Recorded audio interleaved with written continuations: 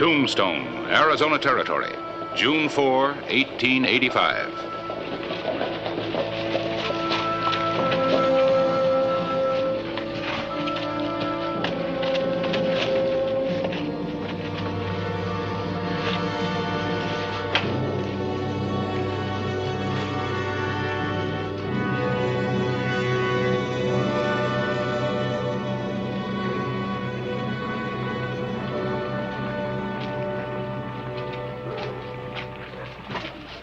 Kirk, this isn't any good. It can only cause you trouble. When I make trouble, it's usually for the other fellow. You've been my partner long enough to know that, Monty. Kirk, if you'd only use your head. Walk like a man. Be one.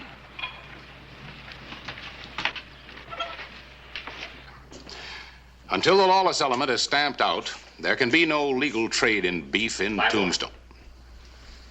Why don't you print the truth once in a while? Well, Stevens, we were just talking about you, weren't we, Charlie? None of your sarcasm, Clybourne. Kirk's one of the biggest cattle brokers in town. When he talks, you listen. The sheriff's been hounding hard-working cowboys, calling them rustlers. But the people knew the facts about Hollister, instead of the lies you print in that filthy sheet. Get out of my office. Now, do you promise to print the truth? Well, now that I've always done. All right, if you're going to print lies about me, I'll see that you don't print anything at all.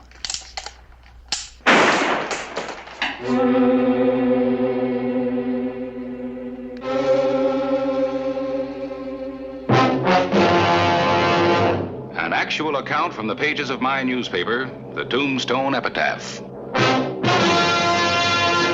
This is the way it happened, in the town too tough to die.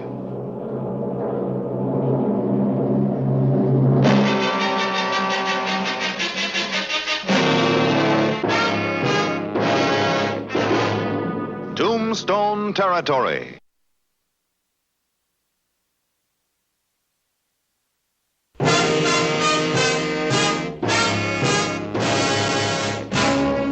On that morning of June 4, 1885, it looked as if the publication of the Epitaph was coming to a violent halt.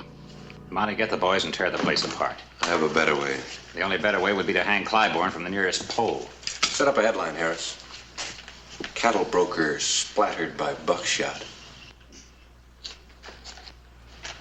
Just what were you all planning? To wreck the Epitaph.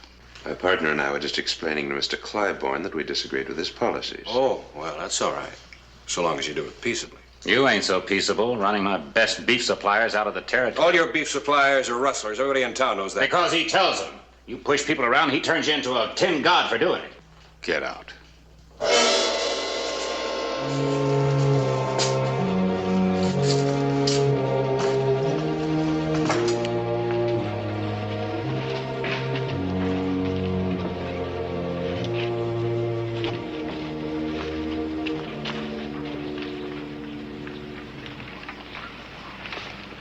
I'll get those two.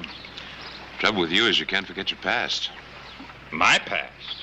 At least I didn't spend all my time in all the saloons back east. Kirk, you're going at this all wrong. I know all about fighting newspapers. I used to work for one. You, a newspaper man? You have to cripple everybody, don't you? On your way to the Crystal Palace.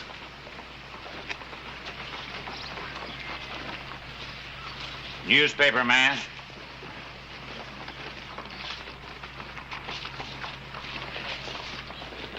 Why do you put up with him? He's not like you and me, Jed. He's got education. If that's what education does to you, I'm glad I don't have none. Well, they always told me that my editorials had holes in them. I'd sure hate to see the doctor digging bullets out of you. Well, now, you know, so would I. Harris, why don't you stay out of the fight for a while? You know, I'm hurting him. Rounding up the rustlers and cutting off his beef supply. He'll just bring in you rustlers, and he knows where to find them. He used to do plenty of rustling himself. That's true, but it was never proven. Well, there wasn't as much law then. Now he's respectable, powerful man with a lot of money. He wants control of this town. He won't get it. We've got to fight him on a lot of different levels. This is important. So's this. Never underestimate the power of public opinion or a newspaper's effect on it. Sometimes it goes off with a bigger bang than a gun.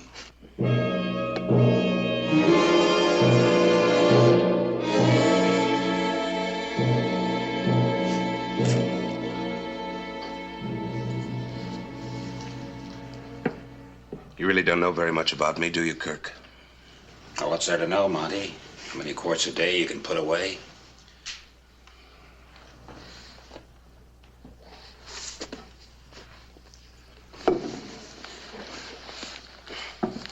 I haven't shown this to anyone for years.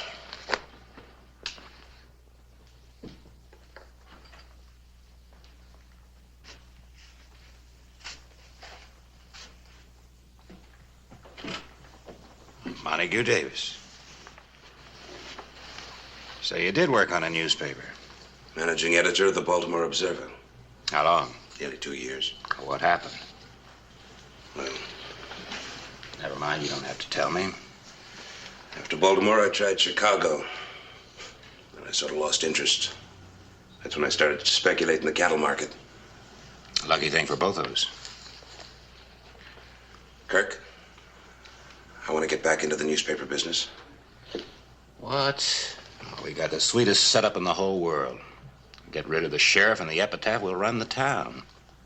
The politicians back east have a rule. Don't fight a newspaper unless you own a newspaper.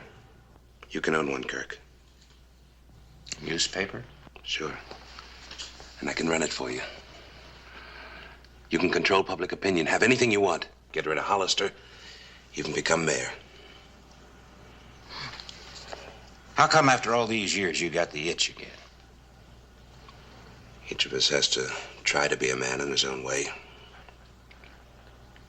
If you say so, Kirk, I'll start ordering the stuff. We'll call the paper the Bugle. It'll sound taps for the Epitaph and the sheriff. Maybe.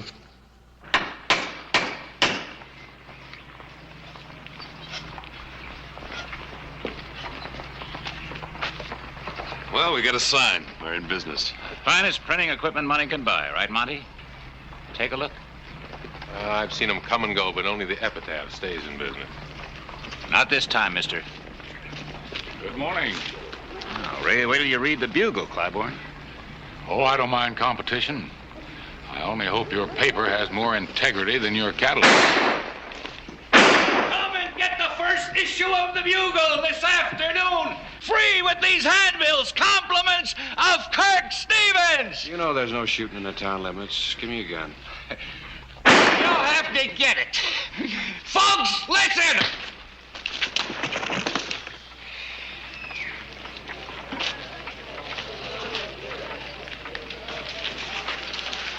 You'll be all right in a little while. It says the sheriff just come up and pistol whipped poor Jed. Doesn't sound right. I know Clay Hollister. Yeah? How well do you know him? How well?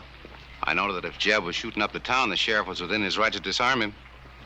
Read the rest of the story. It says that all Jeb Crowley was doing was shooting off blanks. Oh? Look at the editorial. The Bugle believes the one newspaper town does not get all the facts. The Epitaph has been suppressing much news. Now Tombstone will know the whole truth. Well, you got a point there. The Epitaph's been doing real good. But if we had two newspapers, I suppose they could keep tabs on one another. I'd like to sell you an ad in the next issue of the Bugle. Well, I'm spending all I can afford now on the Epitaph. Well, you're paying $10 for your ad in the Epitaph. I'll give you the same space for $7. Yeah? Well, I'll give you a try.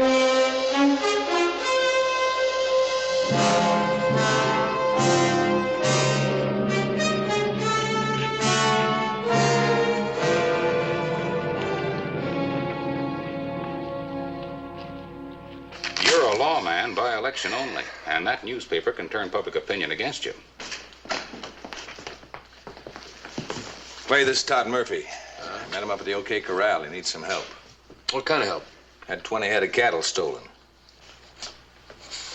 How'd that happen? I was driving some strays to catch up with the main bunch. 2 men jumped me, knocked me cold. When I woke up, no cattle. Where was it? About 5-6 miles out of town. You show us, huh?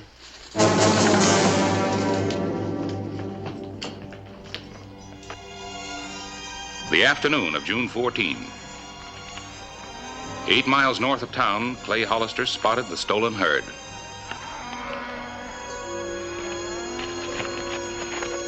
And the rustlers spotted him.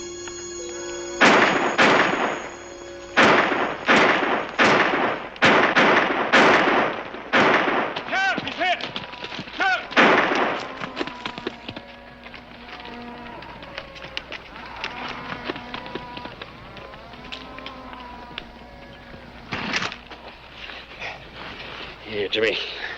Let me see that shoulder. Is he hurt bad? Painful. Bullet went clear through. Jimmy, if we catch your horse, you think you can make it back to town alone? Sure. How far north do you figure the main herd is? About a couple hours ride. I better ride along with you, make sure those boys don't try again. Come on, old buddy. Can't you shoot straight?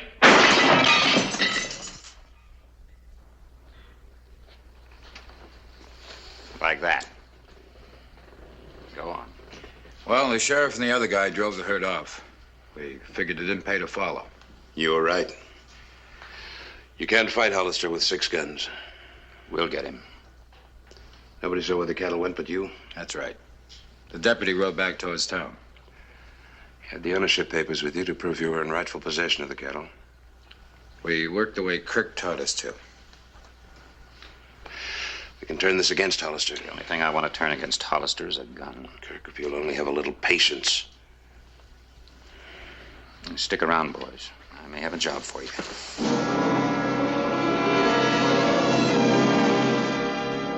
I know Clay Hollister couldn't be up to anything, but just the same, why was he so anxious to get rid of Jim? Where's the herd now? Excuse me. It's up north, if you care to look. Clay, no offense.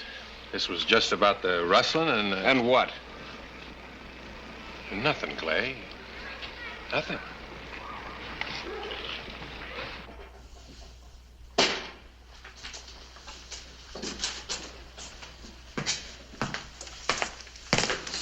Gentlemen,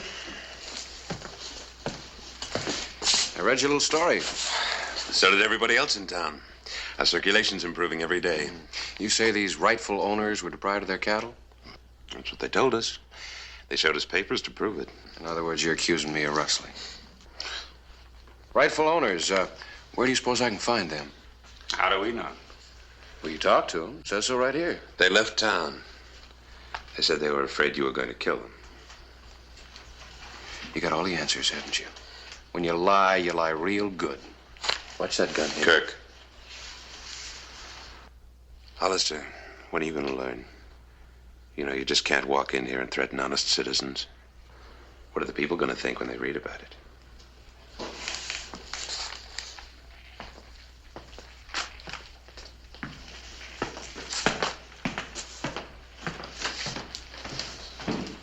If it weren't for you, he'd be lying dead right there. We're killing him with words. Seen this? Mm-hmm. I'll say this. Somebody over there knows how to put out a paper. Harris, when are you going to lower your subscription rates to match those of the Bugles? Wish I could. It's impossible. Maybe they've discovered a new law of economics.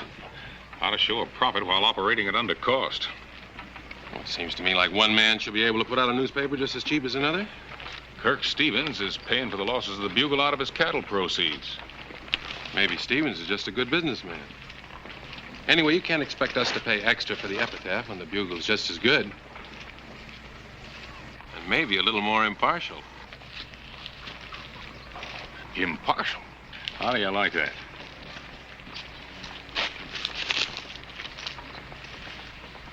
Things are getting rougher, Harris. Yeah. Come in. What do you want to see me about? Got a piece of news for you. Not for publication. Biggest deal I've ever made. 5,000 head are being brought across the border. I made arrangements to buy them for $1 a head. I'll get in touch with McHenry in Chicago. Probably be able to get $10 a head for him. Well, there's only one trouble. McHenry never buys stolen cattle. Our customers never know where the beef comes from. Well, suppose the Epitaph started digging into the deal. You got to put them out of circulation. Now. I wish we could. We're beating them, but it's going to take time. We've got no time. Kirk, I hope you're not going to do anything that's going to get us into trouble. Look, we own the Bugle, don't we? Whatever happens to the Epitaph, we report in our own way. I'll be down later on to the newspaper to give you the story. All right, Kirk.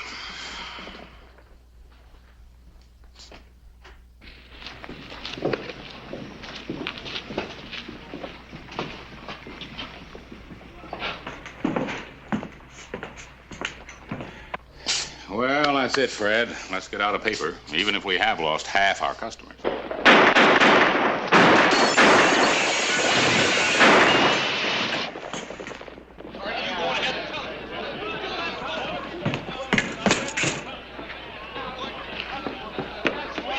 Clay! They hit Fred!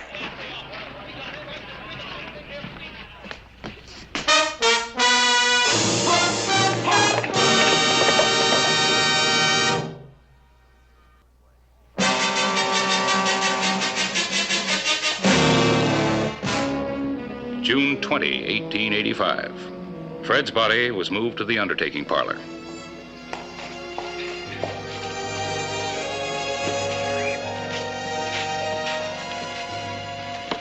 Unable to catch up with the gunman, Clay Hollister returned to find that our presses had been badly damaged. Hear the news? No Epitaph today. Sure, I heard about it. I've already written it up.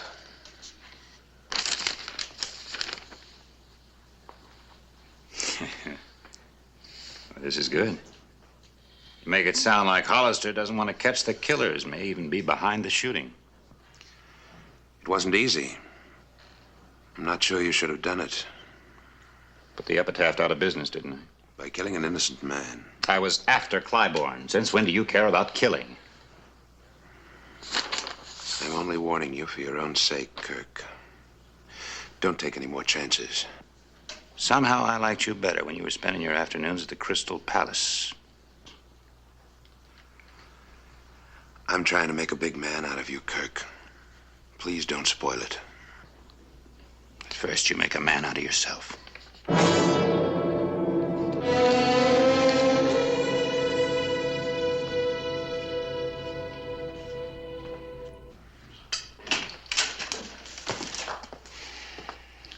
Clay, you've just got to face up to what people are saying. Yeah, I know what people are saying. The thing that amazes me, Harris, is how they can take the truth and twist it into so many different ways. You just got to make an arrest. Well, I gotta have the right man first. Kirk Stevens or Monty Davis. I know they're behind it, but they didn't pull any triggers. Any idea who did? Yeah. I thought I recognized Jeb Crowley. I didn't say anything because I wasn't sure. But the fact that he's been out of town ever since is... Found the herd, Clay. 5,000 head. What herd?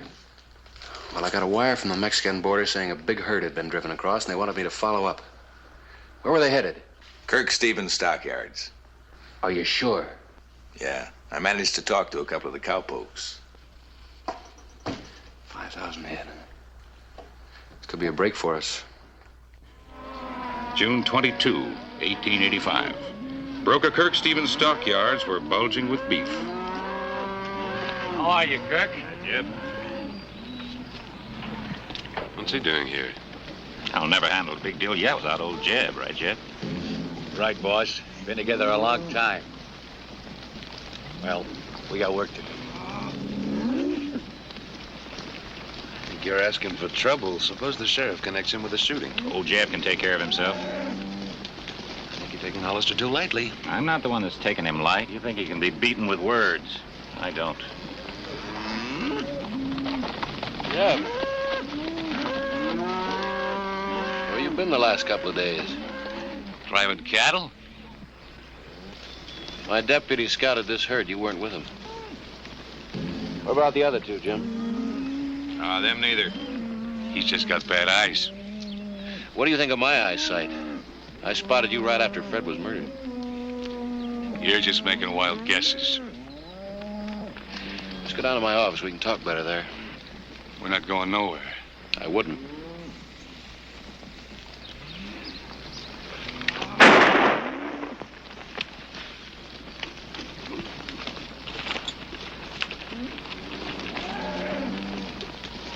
He's still alive. Get a doctor, Monty. If you didn't have that gun pointed at me, I'd kill you right now. I'm gonna leave Jeb in your custody. I'm not worried about you going too far. You two. You! Come on. Jeb better not die.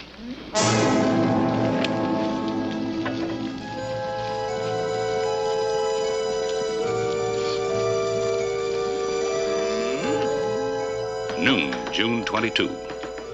We worked desperately to get the press running so the Epitaph could tell the true story of the shooting at the stockyards.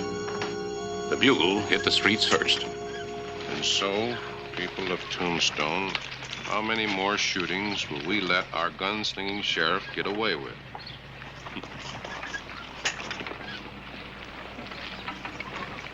What do you think? I think Hollister's got some questions to answer. We got him this time. The sheriff's finished. So's Jeb.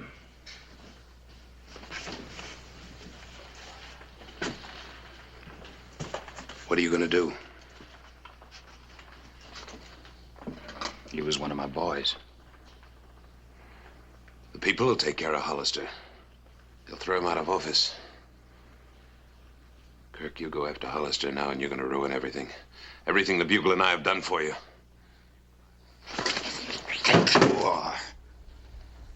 When I found you in Chicago, you were ready for the ash heap. Without me, you're nothing. Don't do anything stupid, Kirk. Use your head. I like my hands better.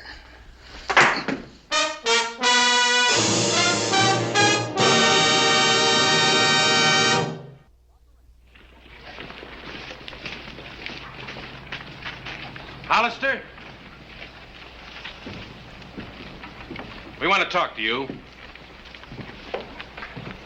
All right, go ahead. The shooting of Jeb Crowley is being investigated by the coroner. Yeah, that's the way it ought to be. Will you step aside till after the investigation? What kind of an investigation will that be? There are no witnesses except Kirk Stevens' men and Clay's deputy. Sheriff, will you turn in your star while we look into this? Hollister, I want you. You heard what the man said.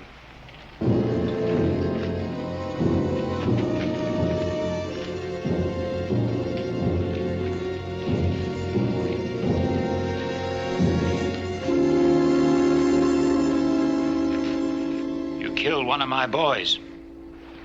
That's right. He drew on me. And you're a liar.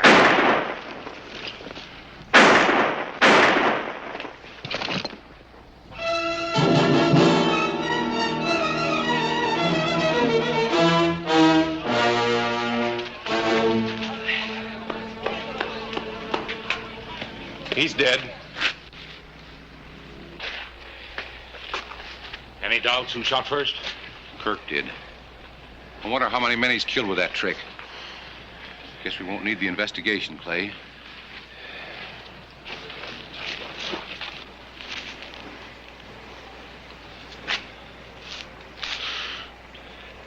And he wanted to own the town. Now all he's got is a piece of Boot Hill.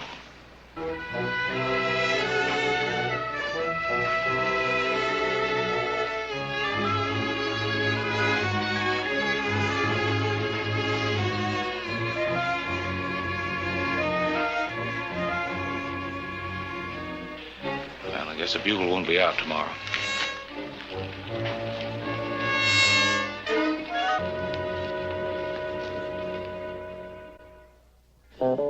Whistle me up a memory, whistle me back where I wanna be, whistle a tune that'll carry me to Tombstone territory.